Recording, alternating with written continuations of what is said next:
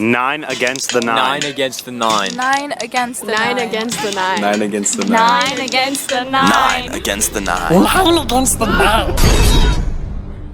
9 against the 9. 9 against the 9. A podcast about Lord of the Rings. All right. We're here to talk about Gollum, right? Not to be confused with Golem. Not a golem. Gollum. The noise that he makes in the back of his throat. Yeah, that's a whole situation, right? The noise he makes in the back of his throat that also is his self-understood name, designation. One of them. Yeah, but he responds to it and he understands people. He calls himself it at times. Right. Kind of like a split personality. There's nothing in my experience with humans that's like that, where they make a noise. We could probably come up with it like Hackety Jones or whatever. No, just that one guy on TikTok. Are you telling the truth or are you just guessing? There's a guy on TikTok who makes noises. But is his name... No, I have no idea who his name is. Is his name related to the... I don't know his name. What's the word for that when a onomatopoeia, right? An onomatopoeic name? I guess. Onomatopoeia. This, I'm not nervous that this will be a scanty episode, but I have fewer things to say about Gollum and a new text retrieval protocol that I want to follow. So,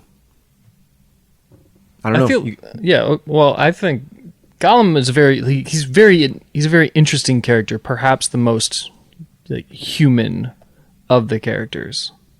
He's got, I feel like there's a sense of dichotomy about him, like coming from, like knowing about his past and then succumbing to the power of the ring and then like almost coming back, but not quite. So there's sort of like a double side, which is also like the split personality of almost coming back, you said? Almost coming back to being like Smeagol again, but not quite. Yeah, I don't want to hit this beat too early, but maybe now's the time. My understanding of like negotiating with Gollum I'm sure this is tasteless, but it's like negotiating with a junkie. You can like kind of believe him or whatever sometimes, but in general, like he's after a certain particular thing, irrespective of all other things. He might be chilling in a certain context, but he's driven by this underlying one thing. It's not going to change. He's not going to like you more. He's not going to change his mind. Yep.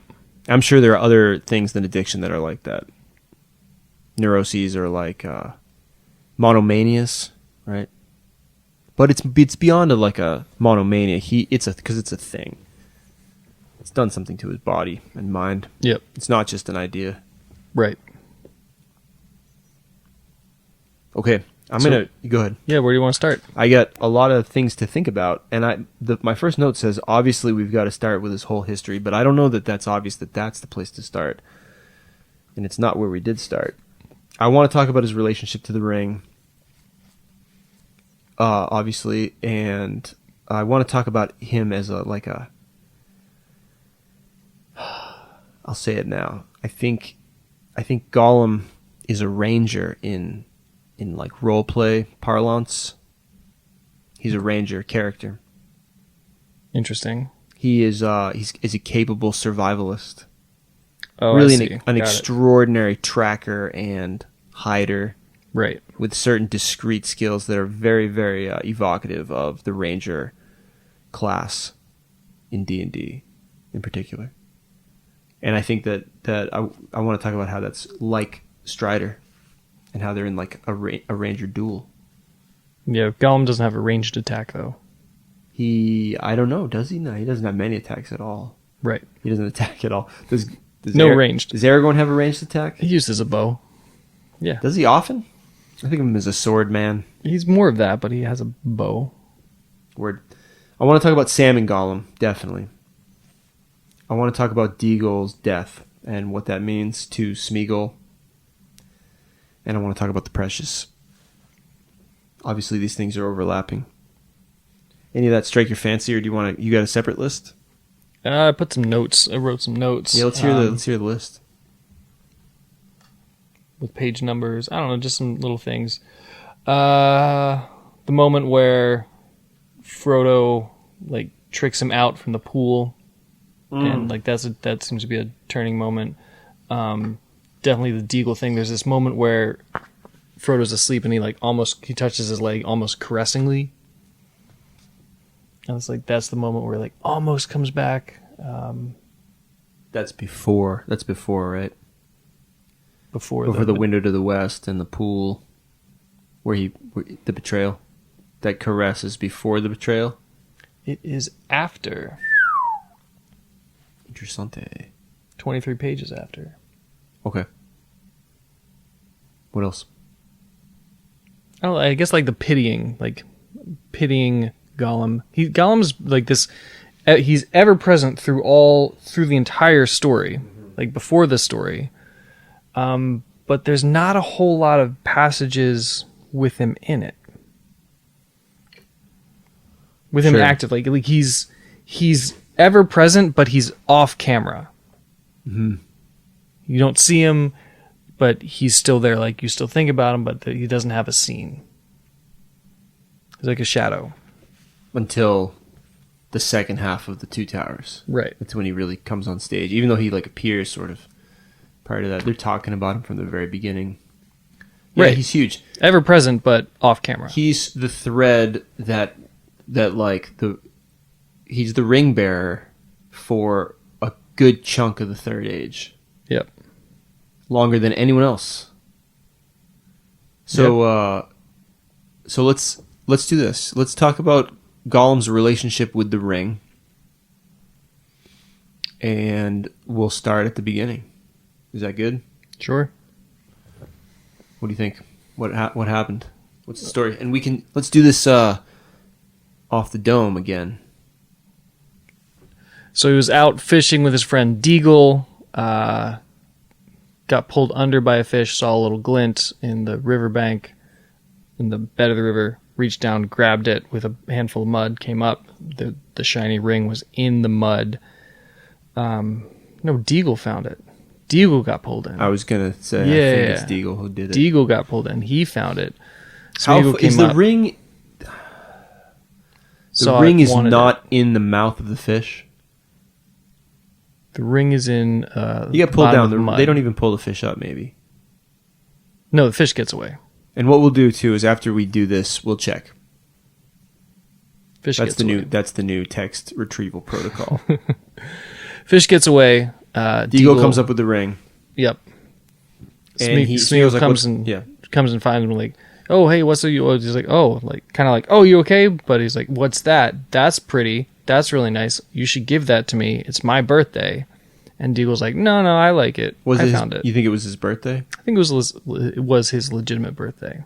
Synchronicity, big synchronicity. If you take the long view on that one, looking back, I don't even know how many years. Do you have a guess? How old is this dude by the time he dies? Old. You have to measure it in hundreds at least, right? He's hundreds of years old. Bilbo was hundreds. No, I think Gollum's been around for a long ass time. Could be. He's not a wraith, which is the idea. No, but he's been granted something like unnatural long life. Yeah.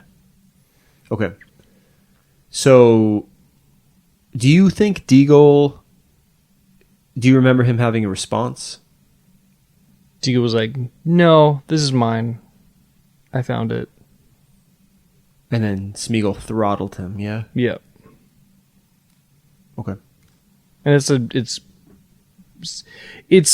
I feel like the scene it's gruesome because he's strangles Deagle and then Deagle's lying dead and he takes the ring off of this corpse when usually there's characters will usually they're not really left all the time. You fall off of something, you fall into a chasm, and it's very clean. It's a very clean. Corpse doesn't remain on the scene, on the set. Saruman just disintegrated into dust and blew away. It was a very clean ending. Yeah, maybe he didn't push him off the boat into the river. I don't think he did not push him off the boat. Don't think he pushed him off the boat. Okay. He did go back to the village, and no one could see him. He was wearing the ring. I guess. and he became some sort of sneaky abomination, right? And then he fled. Yeah, he started changing, and he started being cast out, an outcast from this, like, from his society. Yep. And then he goes to the mountains, the Misty Mountains. Misty Mountains. Down, down, down. I started getting an aversion to light. Didn't like the light and like the cool, dark under the mountains. Yeah, I don't know what that's about. We'll maybe have to unpack that a bit. Mostly it's fish. I guess he gets fish down there. That's not very sciencey, maybe. But he gets fish down there. He eats goblin. Talks about him eating goblin. Yep. And then along comes a hobbit, bourgeois hobbit. We're gonna stop the tape and check that text and see how wrong we were about that story. Okay, we're back with textual evidence to support our claim. Fellowship of the Ring. Chapter 2. Chapter 2, Shadow of the Past. Yep. So we got everything. Clark got everything correct. Gollum's, and we got from the appendix. We learned that Smeagol is about 500. It's been about 555 years between the murder and the beginning of the War of the Ring. The murder of Deagle in the beginning of the 3018. So he's almost 600 years old. Maybe, you know. He calls Deagle my love. I think that's important. I want to come back to that point later. 3 times. Maybe not come back to it later. Maybe now. Like he murders his best friend. That's what's going on. The dudes have the same name. It's like, you know what I mean? They're Smeagol and Deagle? Yeah, it's like they're brothers or something. Or who knows too? Because also Gandalf is a wily bastard. He could be making this all up. Certainly, someone's making it all up. Yeah, Tolkien. Right. But either way, these dudes are clearly like it's akin to murdering like a twin, right? Yeah. A fratricide of sorts. Anything else from this thing that we're reading? No, it's a very quick telling. So no, Deagle's body was cunningly hidden, but I feel you anyways. For in the psychology of Smeagol, he didn't push him off a cliff. He had to cleverly hide him, the body of his homie. Yep. Pleased with the discovery, and he concealed it, used it to find out secrets, crooked and malicious uses. So yeah, becomes a pariah in his community. Travels to the Misty Mountains. Little cave out of which the dark stream ran, and he wormed his way like a maggot into the heart of the hills and vanished out of all knowledge.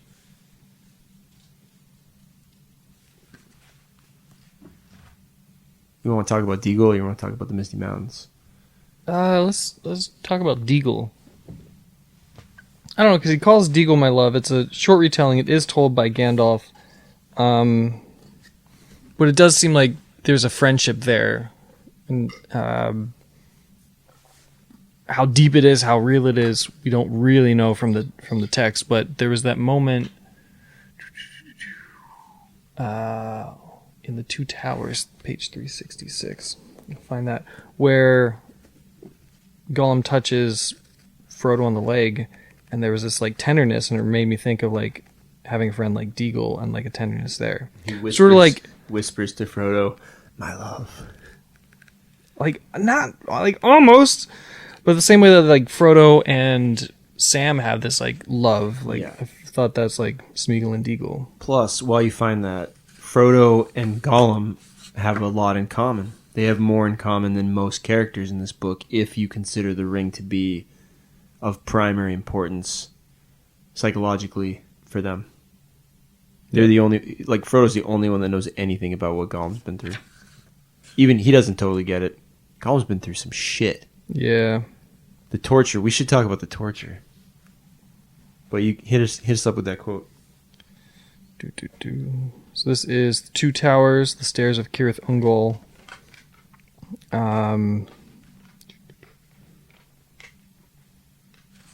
Sam and Frodo are asleep, and Gollum. So like Frodo's asleep with his head in Sam's lap, like in his hands, and Gollum looked at them. A strange expression passed over his lean, hungry face.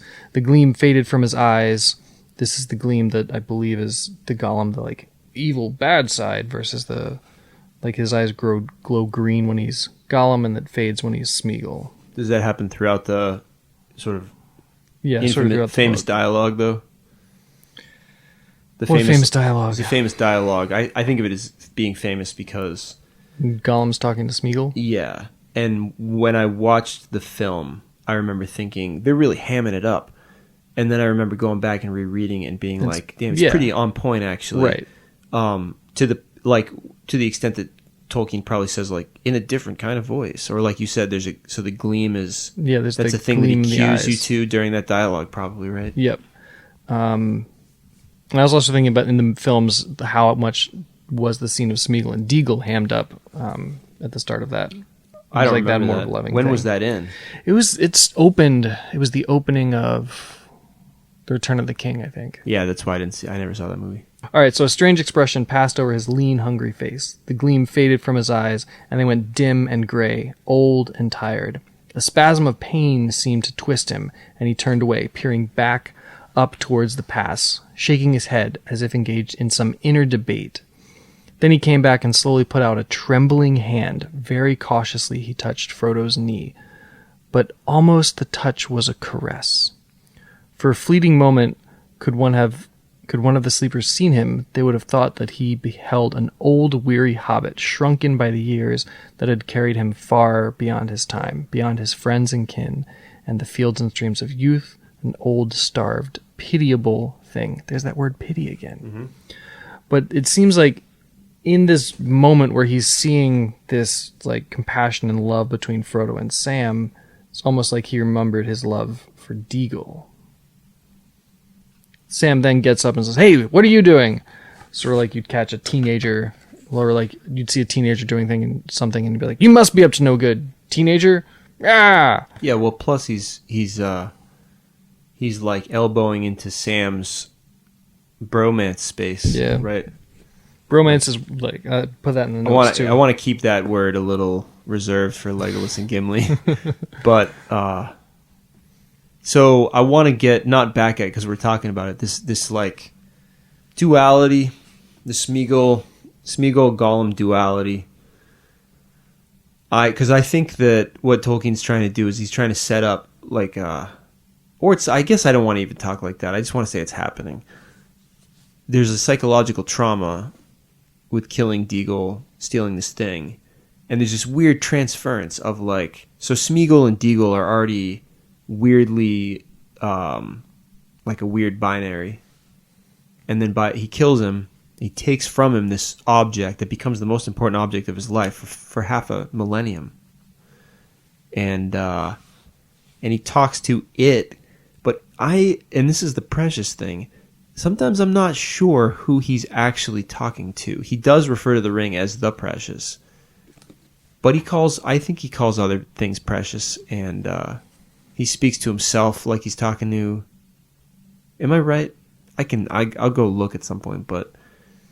Like, Be right that he... I don't know what your question is. The precious, like, does he refer... Is he always referring to... Who's he talking to? That's my question, ultimately, right? Because my love... The precious, this other thing that's... You think it's more than just talking to himself or talking from Gollum talking to Smeagol and Smeagol talking to Gollum? A part of Gollum's personality that is other to him, and he needs it, and he talks to it. And that you could get something like that by killing your best friend, probably. And by keeping a little thing. So you think he's partially talking to Deagle? Yeah, I think it's curious that he... Yeah, that's what... I mean, maybe, Deagle's dead, so no. Right. But he's talking to... Like, it's similar... Like, I don't know. We don't see much of the rapport between the two of them. Is the love he had for Deagle then transferred to the ring, and now he loves the ring that much more because it has... He doesn't have Deagle, but he has the ring, and the ring was the last thing he had. It was the last thing Deagle had. I don't know exactly what it's about, but it's... What is it? It's like a pattern that I can see in the story that has to do with binary obsession and and dialogue. He's talking to someone else himself. Tolkien goes Someone up- else himself who is someone else. Yeah, but that other self is maybe like the Gollum character who's like, no, let's kill the hobbits and like steal the ring and be king forever. That's the ring talking.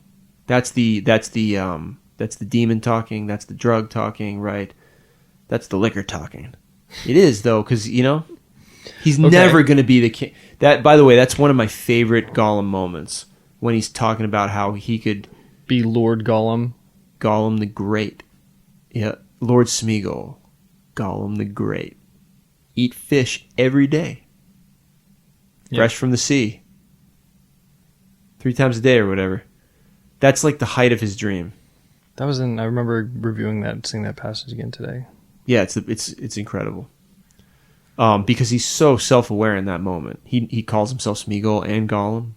And it's like Is that part of that conversation? he sees himself as a character. That's what I love about that moment, is that he sees himself as the character that he is. Gollum the Great is that's like a meme for a Tolkien reader, and Smeagol has that. He's aware of it already. But anyway, what do you mean it's a meme? like you've already transformed Gollum into Gollum the Great. That's absurd, right? It's just a little mimetic transformation. Okay. So it would be... The word meme is not important here. What's important is that he... I was trying to imagine as a meme, like a picture of Gollum with the impact, all capital letters, like Gollum the Great. Yeah, and you put like a little MS Paint crown on him or whatever. Yep. Sure. I don't know. The ring, his obsession with the ring, the murder of Deagle, and him being two characters with two separate lines of intention, it's all connected to me somehow. Here's your textual evidence about the relationship of Deagle to the projected sort of or transferred ring fantasy precious character. Fellowship of the Ring, The Shadow of the Past. The murder of Deagle haunted Gollum, and he had made up a defense, repeating it to his precious over and over again, as he gnawed bones in the dark until he almost believed it. It was his birthday. Deagle ought to have given him the ring, and it had previously turned up just so as to be a present. It was his birthday present, and so on and so on. I don't know if that's exhausted this like binary dual personality thing. Do you have anything you want to add to that? Is it binary? No, I guess not. The dual personality thing. No. Okay. Unless it's Sam being like he, like using he versus it. Oh, there was that one time that Gollum used I, which was like One time? that one time that was specifically drawn our attention to. The reader, Tolkien drew our attention to like, oh, Gollum used I. The narrator does that? Yeah, 2 towers, the black gate is closed. It's a lie, hissed Gollum, and an evil light came into his eyes at the naming of Aragorn.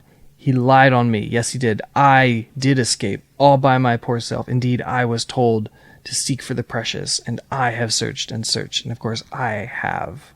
Of course I have. But not for the black one. The precious was ours. It was mine, I tell you. I did escape. And then the next paragraph, Frodo felt certainly strange, blah, blah, blah, blah. For one thing, he noted Gollum used I, and seemed unusually to be a sign on its rare appearances that some remnants of old truth and sincerity were for that moment on top. Yeah, I'm really feeling Gollum in this scene. Why so? I don't know how to put it. He's just so like proud, and he's like, you just can't. He's like a kid on a playground that like provokes people and gets beat up over and over again, and it never affects him. He just comes back for more. Like he was being tortured in Mordor, right? By the Dark Lord, and the Dark Lord's like, I'm gonna let you go. Find the ring for me. He's like, all right. He's gonna steal it. But he's not stealing it for the. That's what I'm saying. Lord. He's still after maybe all. He's lying. After all, maybe he's lying. No, he's lying. Gonna take it. I think. Oh, he's gonna take it, but he's gonna be like, I'll get it. But then it's like, this not for you. I'll take it from me. Cojones. I'll this be dude Lord is Smeagol. like, out of control. Yeah. No other character. I like would the do- playground thing of like someone gets beat up and like keeps coming back and Yeah, what I'm keeps being think- like, I did this, I did blah blah blah blah blah. I guess I'm thinking of a certain character, and I can't. Very put my, middle school. I can't put my finger on which character it is from literature that just always gets beat up and is always still provoking people, and never ever you can't kill him. You can't kill Gollum, right? He has to kill himself. That's another beautiful thing about Gollum. We got to talk about the end. Yeah, we do. I'm going to write that down unless you want to do it right now. Okay. He's tortured. We don't need to get into it, right? There's a lot. Well, it's a lot more in the movie. It's graphic, and in the book, it's just talked about. And It's not. I mean, it's not really graphic in the movie. Like you see a shaky hand, and a scream with a exterior shot of a building. yeah, I just don't know. I don't want to know what they were doing to him. Yeah, no, nobody does. But I don't know that. I don't know what they could.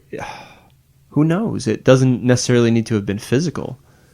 All the other tortures that we see Sauron inflict, the few tortures, we see him torture Pippin briefly, psychologically, through the Palantir, and we see him torture Denethor briefly through the Palantir. Okay. Right? We don't see him actually inflict any pain anyone. He doesn't do anything wrong. He doesn't do anything wrong. We're taking it on Gandalf's word that he's a bad dude. Oh, Sauron. Yeah, that's what I mean. Like, Sauron, yeah. We don't know what it looks like when Sauron tortures you. We know that the eye bores down on your soul or whatever. He just reads you poetry like the people in Hitchhiker's Guide to the Galaxy. Yeah, I forget what they're called. Me too. We should definitely know. Should we read? No. Vargons? Something with a V, definitely. Vargon poetry. Okay. Sauron starts reading Vargon poetry to Gollum. One ring to rule them all. That is his poetry, though. He wrote it. It's a powerful spell. What does it mean that Gollum loves this ring so much? He has to. They use that to their advantage. Sam and Frodo, right? They make him swear on it. That's a weird scene too.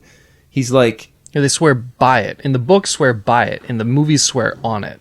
well, And I think that's because swear on has a different connotation now in like 2000 versus Swear on the 1950. Bible. Right, you actually put your hand but on he doesn't. the thing. He doesn't touch the ring. He does not. He doesn't Frodo's even like, you will not. You won't see it, right? He doesn't ever show. He just. How does he know that he's got it? How do you think Gollum knows? Frodo tells him.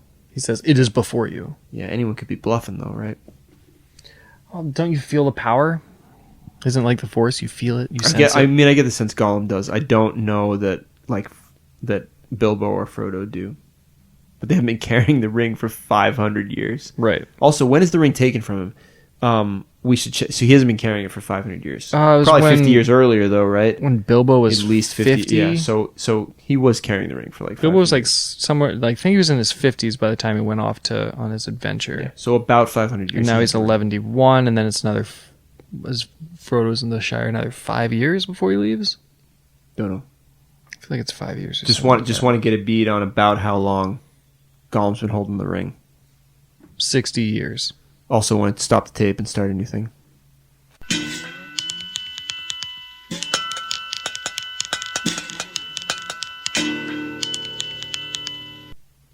Okay, so the anguish of being deprived of the most important thing in your life after 500 years is nothing that a human being on planet Earth could understand. Right.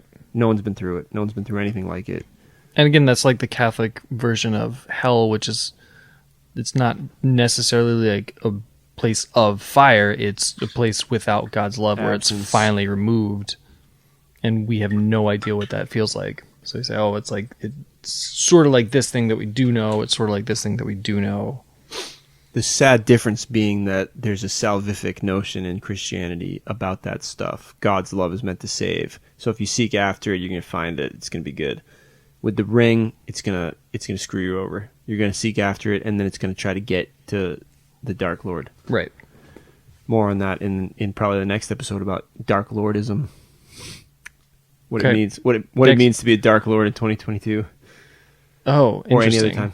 Yeah. Anyways, I don't like to laud the Peter Jackson film, but I will laud a couple Gollum scenes. One is, I think the dialogue is great, the dialogue between him and him.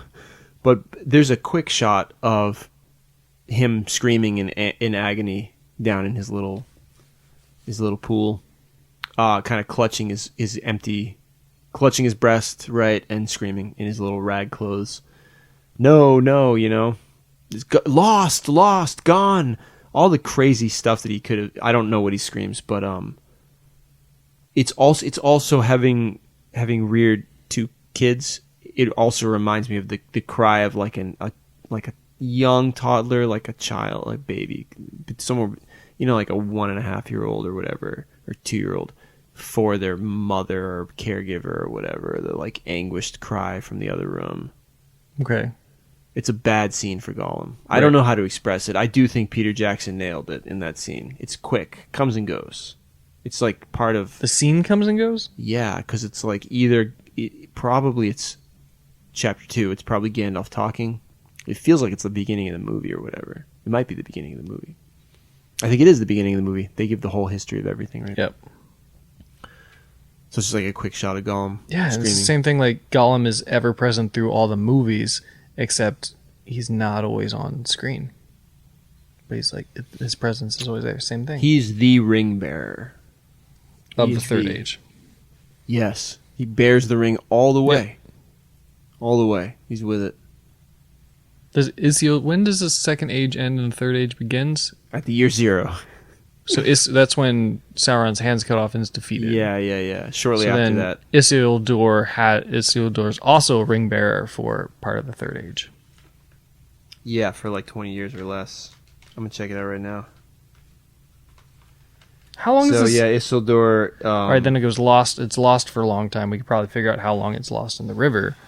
He plants a seed in year 2 in Minas Anor. Then he's killed.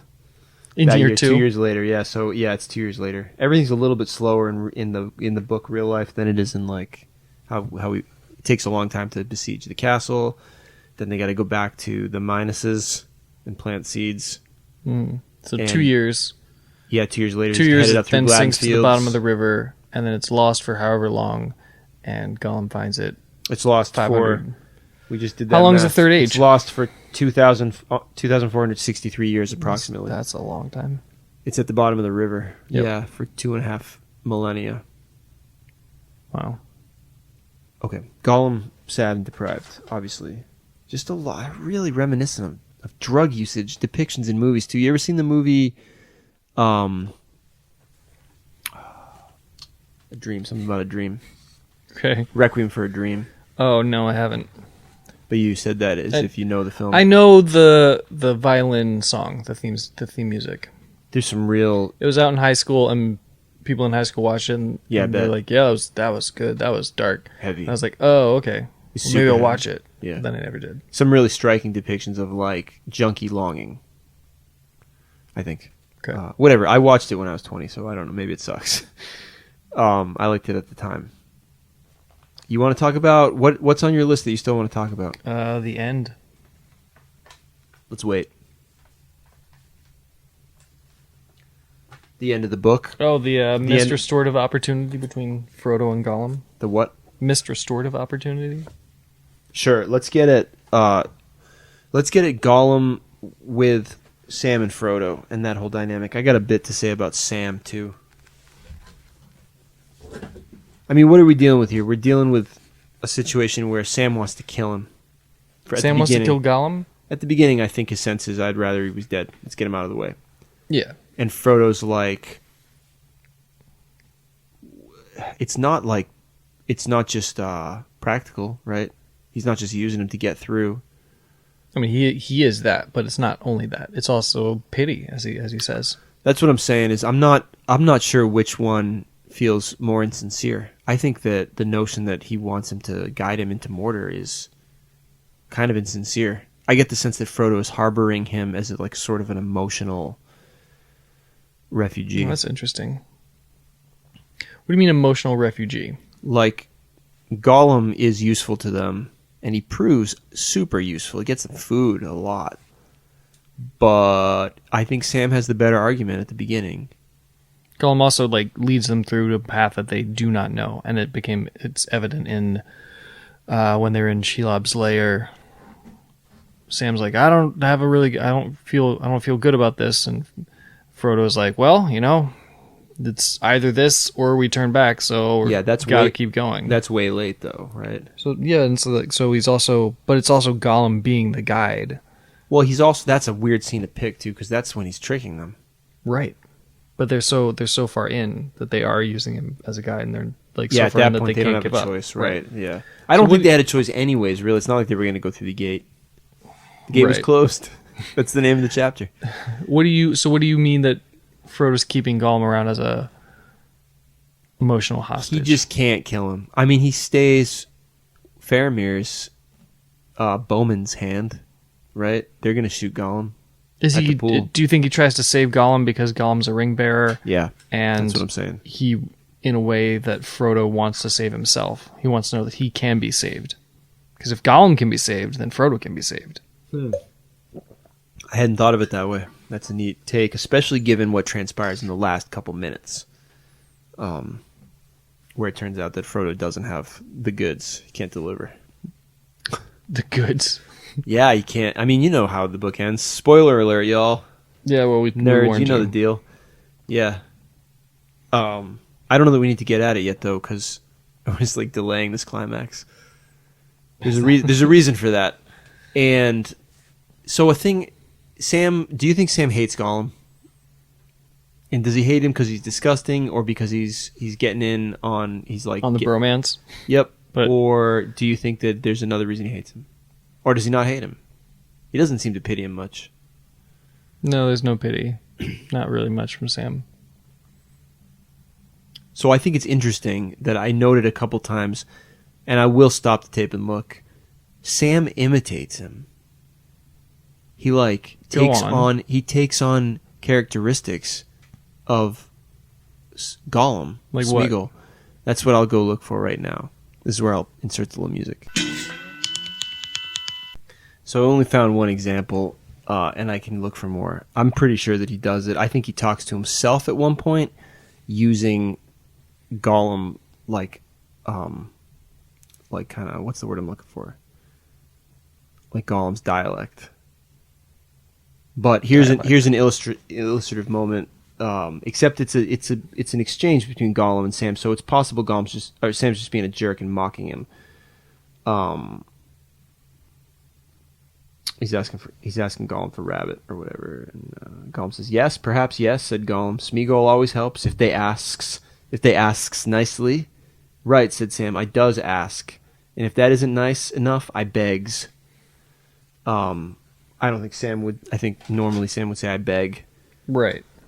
but he could be Is that mocking doing him, or it. is that... Well, no, there's another. I didn't find it, and whatever. If I find it, I'll get back at it in another episode. But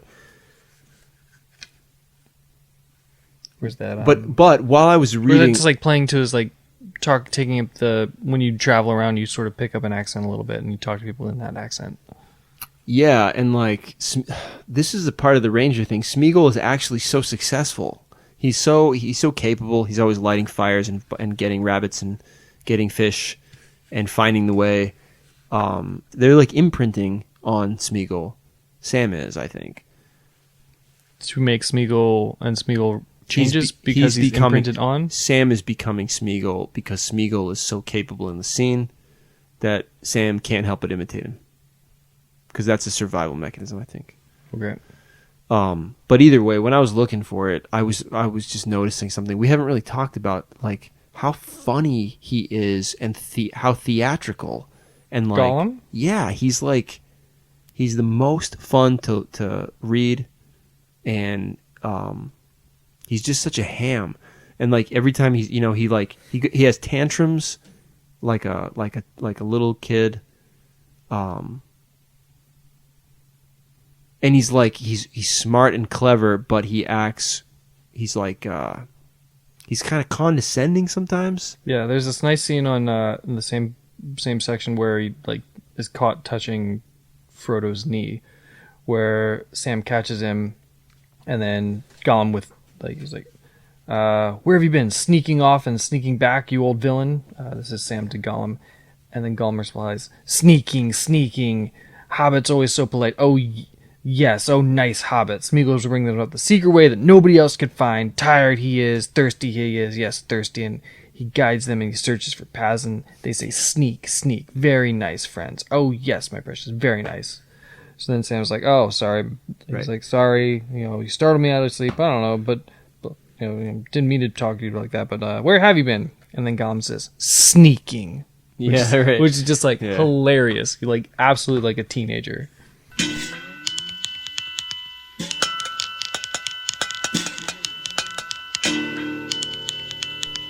Is there anything? Oh, he wanted to talk about. We never have talked really about the betrayal at the pool. Betrayal at the pool. That's what I was looking up. Yeah. Hit us up. All right, so I found the passage. It's Journey to the Crossroads in the Two Towers.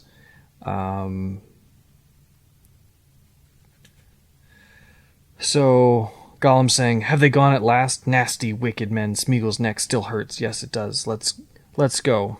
"Yes, let's go," said Frodo. "But if you only can speak ill of those who showed you mercy, keep silent." And these are the people who dragged Gollum out, who did not treat him nicely, were not gentle with him, and he's being told by Frodo that they showed him mercy. So Gollum replies, "Nice, master," says Gollum. "Smeagol is only joking, always forgives, he does, yes. Even nice master's little trickses. Oh yes, nice master, nice Smeagol." And like that's the moment where like he mentions master's little trickses. Mm-hmm. You know it's over. And then the next line, Frodo and Sam did not answer. Hoisting their packs and taking their staves in hand, they passed on into the woods of Ithilien. And like that seems like the missed restorative opportunity, because Gollum like explicitly notes that he was tricked by Master, and they say literally nothing, but they just hoist their packs and go on. That's what I feel is the missed. They hate him. That's the missed restorative opportunity. Yeah, like Smeagol's hurt, and like he says, like almost explicitly that he's hurt from it. Yeah, like I was tricked. That sucked. And the trick is to get him to not get shot. Right. Going back and looking, that's the trick. And it's like, but then for your own good. Then they grab him. But so he's still hurt. And I guess that's like Frodo and Sam are like, well, we saved you. Did Frodo handle it right, do you think, in the first place? I think that's the moment where, in order to handle it right, you got to be like, I'm sorry, like explain that, like take that moment, that situation. Do you think he handled it right at the Forbidden Pool? Should he have been like, it's me and, a dozen men? He was a little shady. The Precious will be angry, he says. Come out. We're going upstream. He tricked. He was definitely tricky. Yeah, but they were going to shoot him. And so it's almost like they only, again, like why'd they save him? I feel like there's some pity language in that scene, but also they probably didn't let him get shot because they need him to bring them into Right, they need him as a practical guide, practical ranger. But it's also definitely pity. Good segue. Let's get at this ranger thing. Smeagol.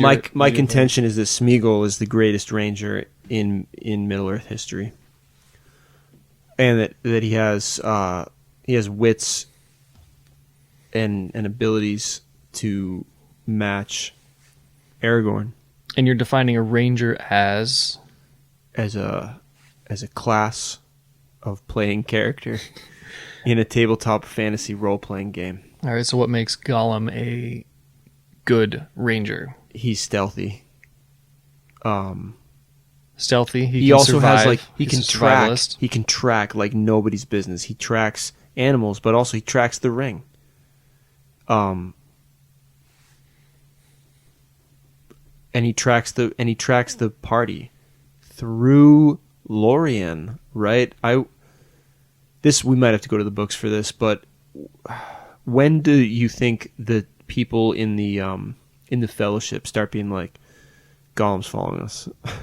When they notice that log that's continually drifting. In the river, right. So that's like the moment that Aragorn really catches on. I think Aragorn was noticing before. I think he makes an appearance in Lorien. I think he's there. Oh yeah, he climbs up up the tree into the flat. And he looks. So, but that's In the films, he was in the Mines of Moria. He was in the Mines of Moria in the films? In the films, I don't know that he was in them in the books. Yeah. I don't recall. No, I don't know why he would he be is. there. I don't know why he would be there. But that was the scene of like Gandalf talking about pity, and pity stayed Sure. Bilbo's hand. How far? Yeah, that's an important point, right? I don't know. We need to get. Have we talked about that quote? No, I think it's in the beginning of the Fellowship. It's several people say it. Yeah, Gandalf says it, and then I'm pretty sure Frodo repeats it, or at least thinks about it. He might even say it to Sam. Now that I see him, I do pity him. Yeah. So, yeah. Maybe I don't have too much to say about the Ranger. I guess my point about the Ranger thing is that getting into Lothlorien seems like they can't even get in. It's really hard for them to get in. It seems like it's really the dwarf breathes so loud they could shoot him in the dark. Is that what they say? Yeah. Point being, Gollum barely breathes. He's like a log. Like he sneaks by elves. Yeah. He has like sneaky stuff. With their huge security. Perceptive readers / listeners / players of tabletop fantasy role-playing games will maybe note that he also kind of fits a rogue archetype. Yeah, that's the stealth and the guile. Sure. I guess like he doesn't have the ranged attack. It's the survivalism though that really gets range. Also, he ranges. He does range. His range he is goes. huge. Yeah. His range is as he never gets to the Shire, right? He never makes his way up there. Either way, that's why I think he's a ranger. But there was a missed segue opportunity because what did you just? Oh, we're talking about staying his hand. The pity. It's also fate because, and this is where we should really get. Maybe I'm ready to talk about the end if you are. Yeah. Because he is the instrument. Gollum is almost the singular instrument. Yep. Go on. Of Sauron's defeat. Gollum destroys the ring. Gollum does it accidentally, along with himself.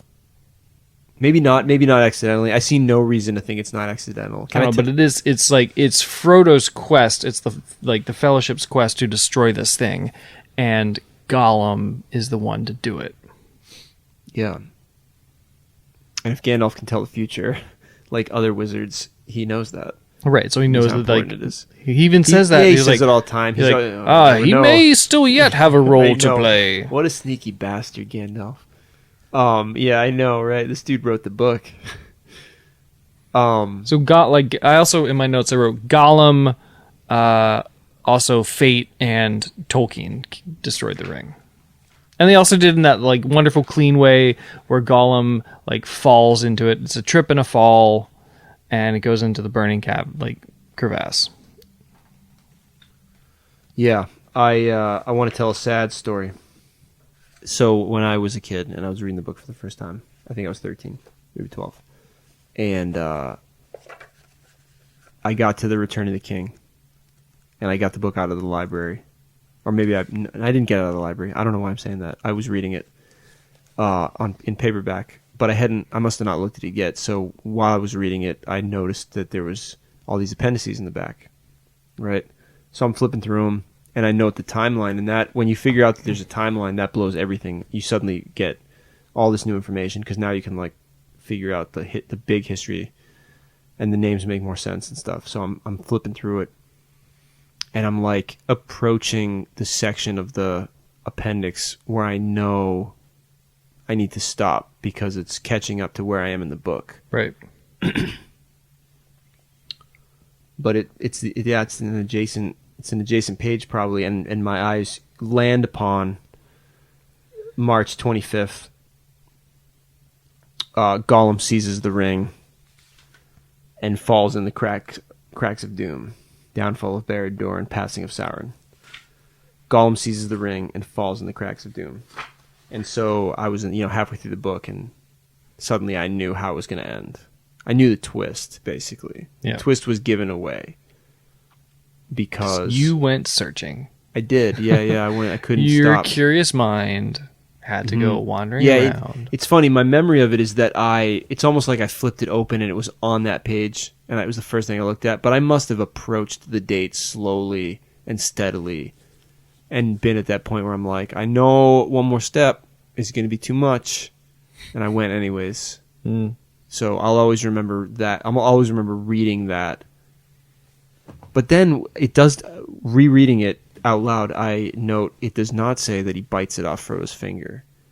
That's, in my memory, that's what I read. Gollum bites the ring off Frodo's finger and falls into the cracks of doom. Because that is what happens. But first he dances, right? He dances around in joy because he finally got it after I know being apart from it for 60 years. Yeah, which is a long time. But also he was married to it for 500 years. Right. Yeah, that's another, like the clutching at his chest and screaming in the darkness scene. That's the end of Requiem for a Dream. Did I forget her name? Requiem for a Dream? No, the actor. Yeah, maybe. We've mentioned her before on the show. Have She we? was in Labyrinth. Yeah, Jennifer Connelly. Yep.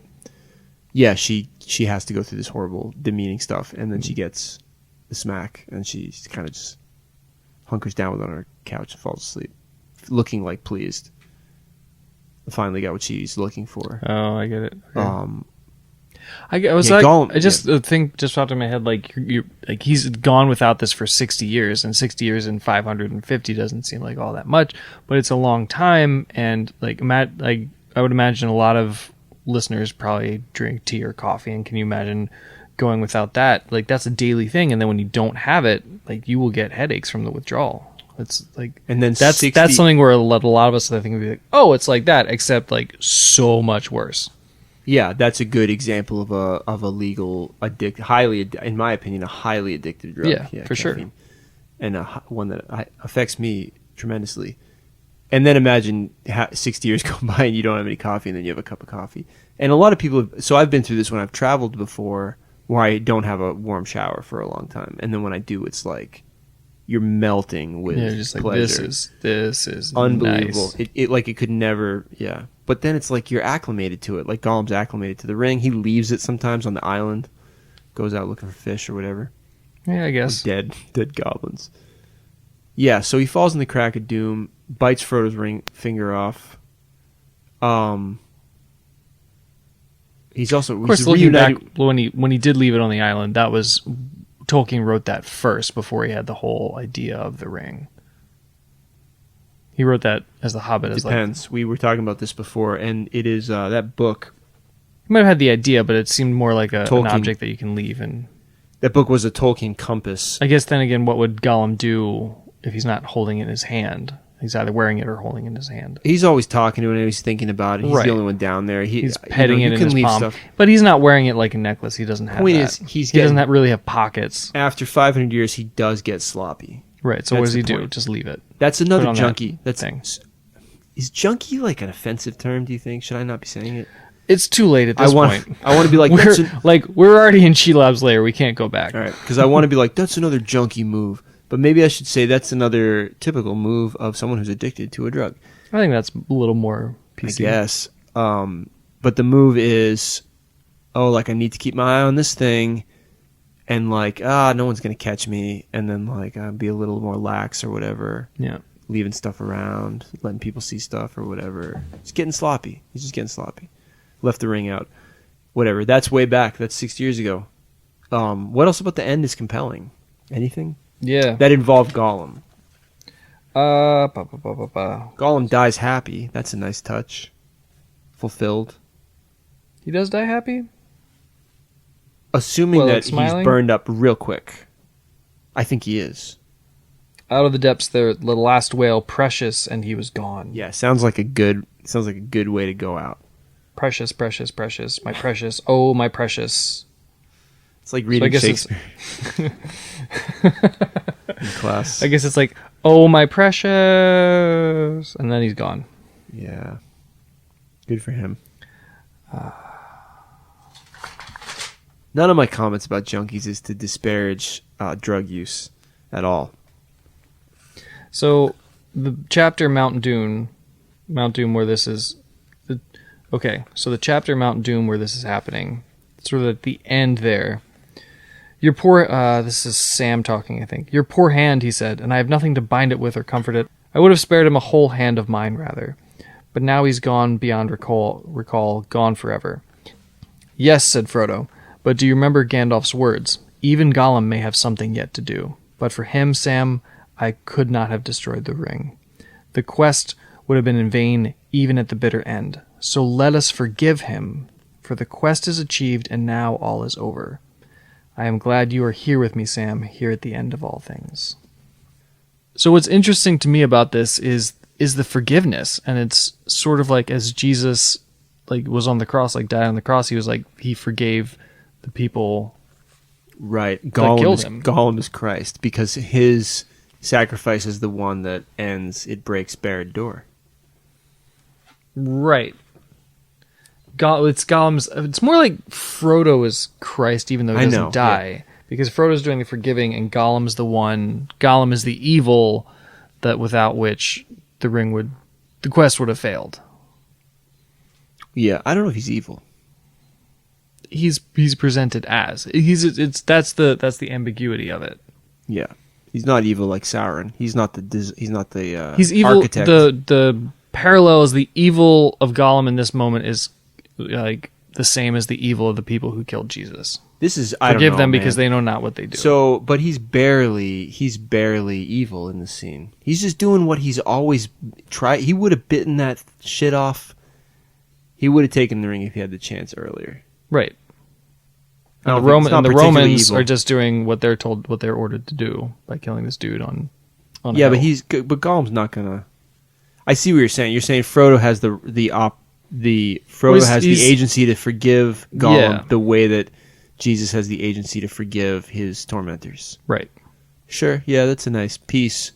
It's a nice. There's a lot of pity too there. Yeah. Okay. And it's also that connection way back in the beginning with Gandalf being like foreshadowing Gollum's gonna come back in on this one. They're also I don't want to get too. Maybe I do want to get deep into gospel, like Christology, but also Gollum is like a servant of the Dark Lord. That's not. I don't mean that. He's a servant of the ring. He's a slave of the ring, and the Romans are servants of the Empire. Stormtroopers are servants of the Empire. Exactly. They're agents of the Dark Tower. And there's a dude. I think I want to say Longinus, but that might be a King Arthur dude. But Longinus, maybe. I don't know. The guy who stabbed Jesus in the side. You must know that story from Catholic school. Yeah. Because that fulfills a prophecy. I don't remember which one. There's a prophecy about something. He has to die at a certain time, or his legs can't be broken, or whatever. Longinus stabs him, and out of the side of him comes like blood and something else, vinegar, symbolic shit. Okay. And I thought the way I understood it was that he died, and then the soldier stabbed him. Yeah, maybe. Either way, that's to make sure that spear becomes a famous relic in Christian European history and mythology. You know that thing, Spear of Destiny? No. It's a conspiracy piece too. A lot of people love to trace that spear's the relic of that spear through world wars and stuff like that. But either way, my point being, like, this random servant of evil, slave to the Dark Tower or whatever, Centurion, is involved, has some small role to play. It's a smaller role than Gollum's. Gollum, right. Yeah, I don't know. Well, if he didn't stab Christ in the side, then Thomas wouldn't have anywhere to put his finger to relieve his doubt. Oh, you're right. Do you think it's the same? Yeah, it's the same. Right, it's got to be the same. Oh, put your finger, put your hand in my side, and your you're finger right. in my That hands. must be the same hole. It's no, wait, is it though? What else would it be? Of course, it's the same one. He's got holes in his feet and hands too. Right, from nails, and he says to Thomas, here these are. Put your hand in my side. It is his side though that he says it. Yeah, put your hand in my side. All of it.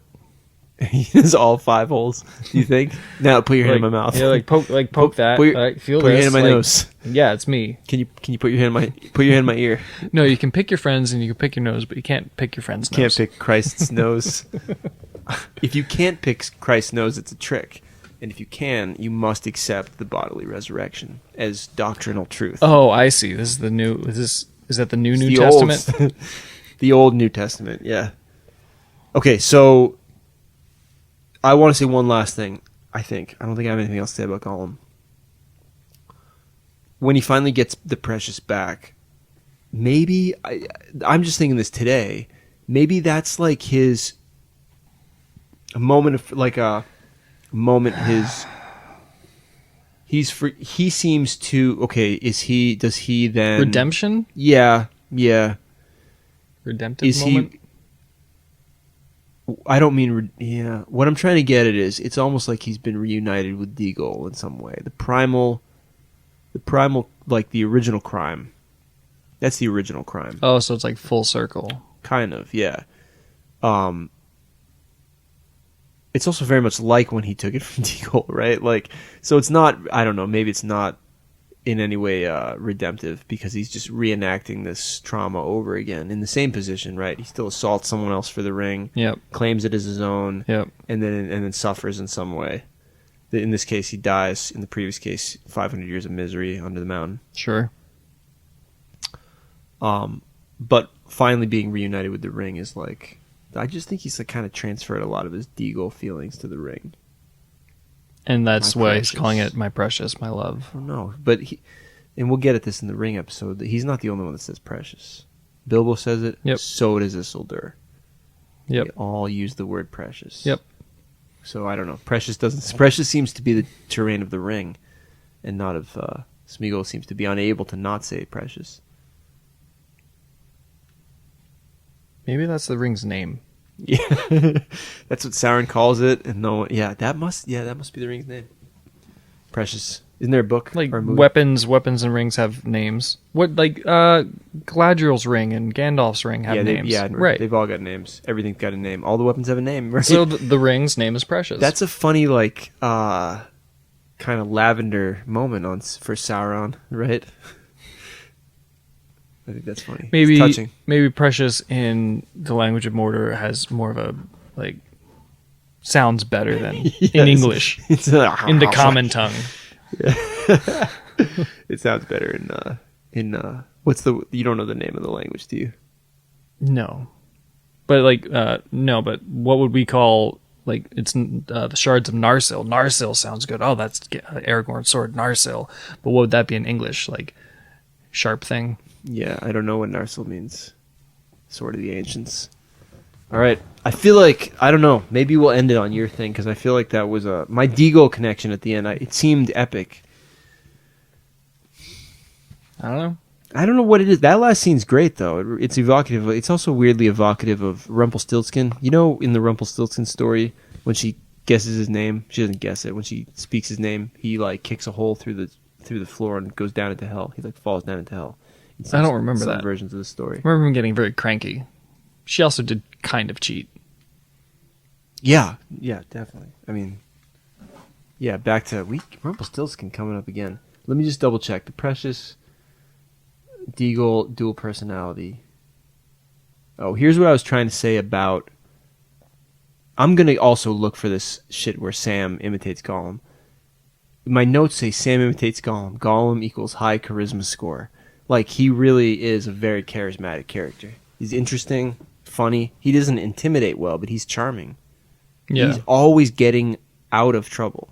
He should have been killed many times. He wriggles like a wet eel or whatever they call him. All right, I'm going to go looking for that Sam thing. All right. So I've also got this bit, Sam imitating Smeagol also. They're boiling some water. Sam growls, Smeagol will get into real true hot water when this water boils if he doesn't do as he's asked, growled Sam. Sam will put his head in it. Yes, precious. That's one example. One other example. I want to get this. Sam calls him Slinker and Stinker. You know that bit? Yeah. Which one's which? Slinker is Smeagol and Stinker is Gollum. Stinker is the one with the eye, like Slinking the glow. is good. Stinking is bad. Slinking is the more good, and Stinker is the more bad. Slinking is what we hired him for. Right. Mm-hmm. Sneaky. And one more. So,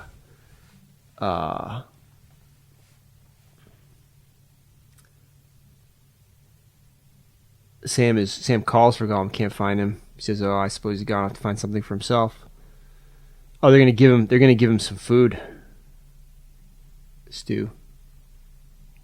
Conies. Whey bread. Gollum doesn't eat that stuff, right? He won't eat No, lettuce. he tries and then he like spits it out, and then that also makes makes Sam and Frodo attend to the flavor more because of Gollum's the way he acts. Why does Gollum hate elves so much? Was there a crime committed against him by elves? We'll check and get back at it. But anyways, he's calling Gollum and he says, "Oh, we'll finish it." And then Frodo's like, "Get some sleep." And then Sam says, "Don't you drop off while I'm nodding, Mr. Frodo. I don't feel too sure of him. There's a good deal of stinker, the bad Gollum, if you understand me, in him still, and it's getting stronger again. Not but what I think he'd try to throttle me first now. Not but what I think he'd try to throttle me first now. We don't see eye to eye, and he's not pleased with Sam. Oh no, precious, not pleased at all." Again. And funny, because he's calling Frodo precious. Or maybe that's like something Gollum would say. It is, and Right. he's just kind of getting into the flow. Right. That's what I mean about high charisma score. Like, Sam can't help but imitate, Got it. even though he hates this Yeah. dude. Yeah. Huh. All right, I'm gonna go looking for this thing. What am I looking for again? Elves. Yeah, what's it with elves? The wood elves tracked him first, an easy task for them, for his trail was still fresh then. Through Mirkwood and back again it led them, though they never caught him.